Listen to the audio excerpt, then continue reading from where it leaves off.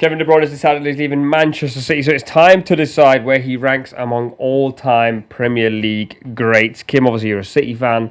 Where is he for you? Number one. He's joint number one with Thierry Henry. I think we spoke about it off air. I think Thierry Henry has a specific quality in which he was around at the time when football was just being televised, which meant that there's a lot of nostalgia that's related to him. We'd never seen a player like him in the Premier League before. And I think for that reason, he'll always be at that top slot. But I think when you look objectively at it, what Kevin De Bruyne has done, he is just as good, if not better, because he is the greatest player I've ever seen play for Manchester City. He's the best midfielder I've ever seen in the Premier League. I think he does everything that you want him to do. Like, he's a fantastic leader. He passes the eye test. He's played some passes that no one ever could have expected him to ever pull off, and he does.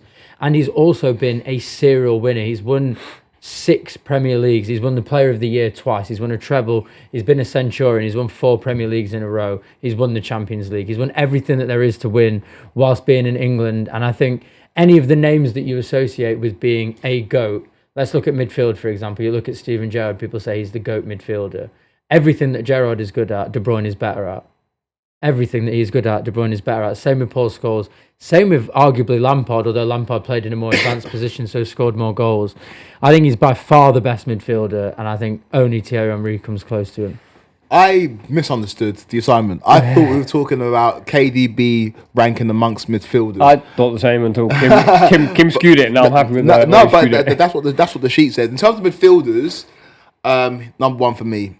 I will never, ever, ever give the best player at anything to anyone apart from somebody who puts the ball in the back of the net on a regular basis, whose job is to put the ball in the back of the net. For me, like when you're giving out the Ballon d'Ors, when you're giving out the individual awards, when you're talking about all-time GOATs, those players are forward players for me, because putting the ball in the back of the net is the hardest thing to do in football. But in terms of the midfield, I think there's 6 options, right? You've got Gerrard, Lampard, Scholes, Vieira, Keane, and KDB. Like you mentioned, Kim, KDB can do everything better than everybody.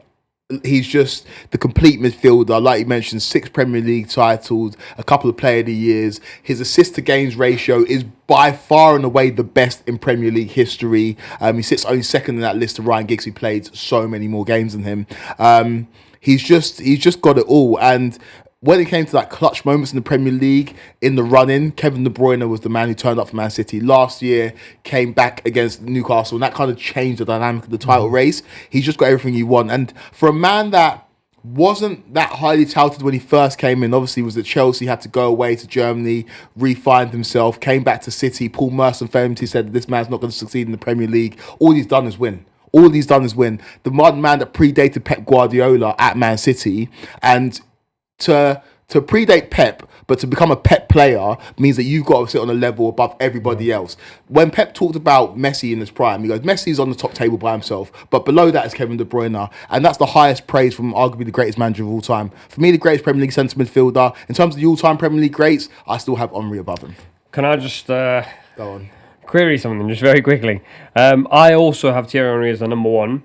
I'm going to put a case forward for someone here, but Steven Gerrard was in the PFA Team of the Year 8 times, playing in a Liverpool team, and in an era where lots of us would have argued that there was Lampard and Scholes, etc., etc. De Bruyne has still been in it 5 times, which is more than any other midfielder on the list apart from Steven Gerrard.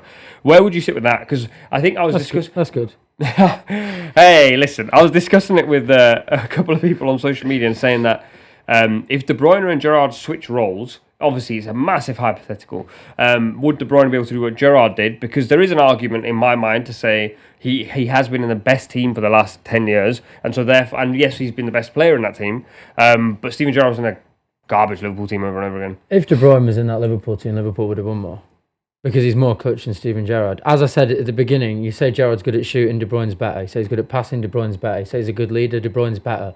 De Bruyne has been the most important player of every single Manchester City team for the last 10 years, and this is a City team who have broken every single record.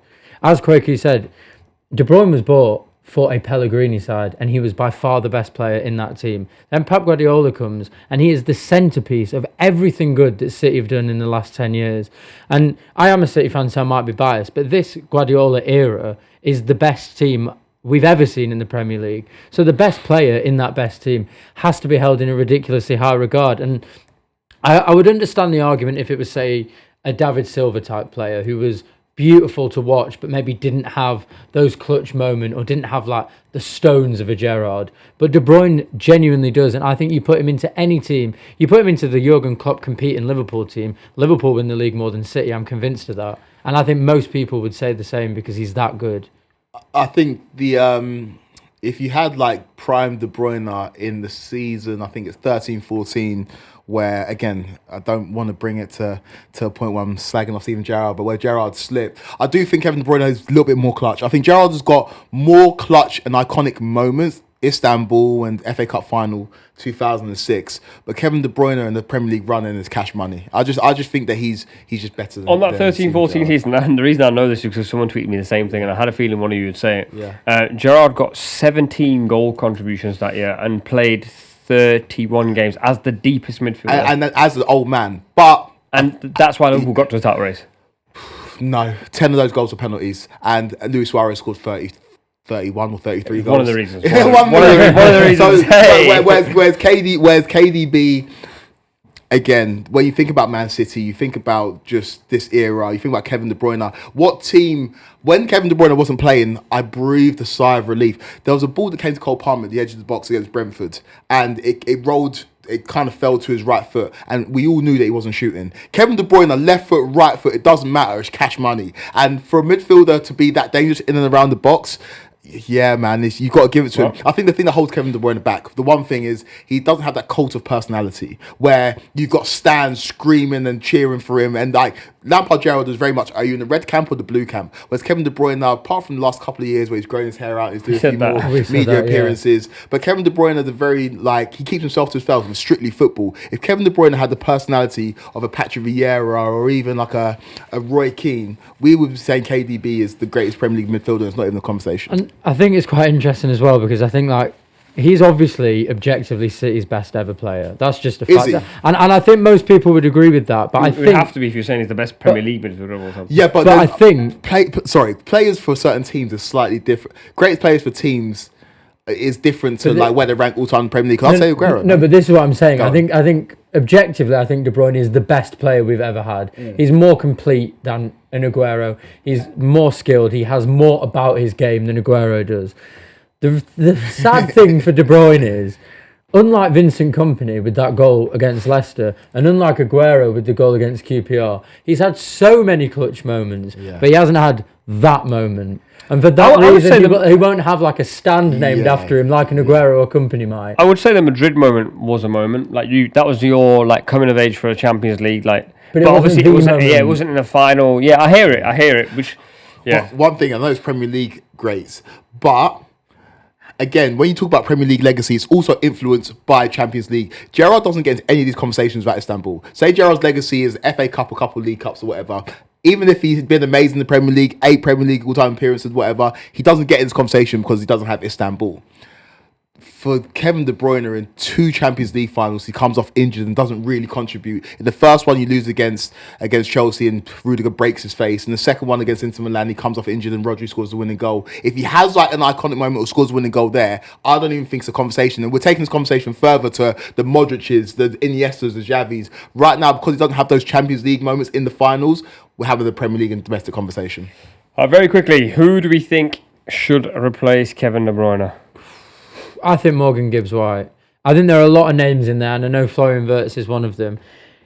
I've said it since the January transfer window that it's very clear to me that football is changing. We're talking about the 2 best teams in the previous videos we've done, and we're talking about PSG and we're talking about Barcelona. Fast-flowing attacking is the order of the day now. That slow possession football that Pep Guardiola has dominated the Premier League on isn't really working at the moment, and City have found that out this season. And I think in the January transfer window, City buy a player like Omar Marmoush. That sends a signal of how they're going to play for the next couple of years.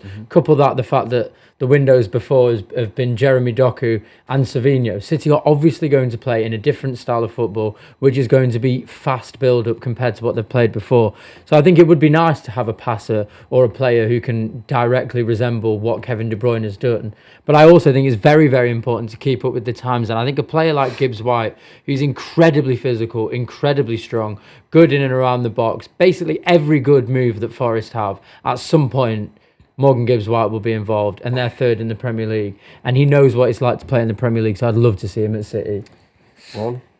The replacement's already there, and it's more of a metaphorical replacement. It's not personnel. It's just what they represent to the football team, and that's Phil Foden.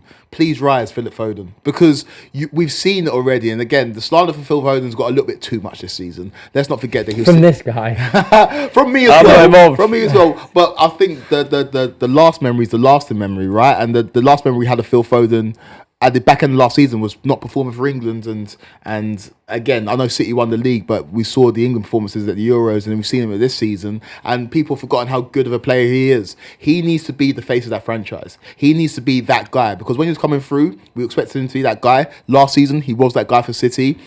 But go and be the guy in the same way that Kevin De Bruyne was the guy. I know that Phil Foden scored all those goals and was City's player of the year, but if De Bruyne had that impact, it just felt more weighty. It didn't feel like it was a complimentary piece. It felt like it was centered around Kevin De Bruyne. I think Phil Foden's got all of the ability in the world. Whether he's got that gravitas to really drag City through this new era remains to be seen. But I don't want to see people asking Morgan Gibbs-White to be the guy or Florian Wirtz to be the guy. The guy needs to be Phil Foden, the man who came through your academy, the man who knows Pep Guardiola's football more than anybody. Be that guy, Phil Foden.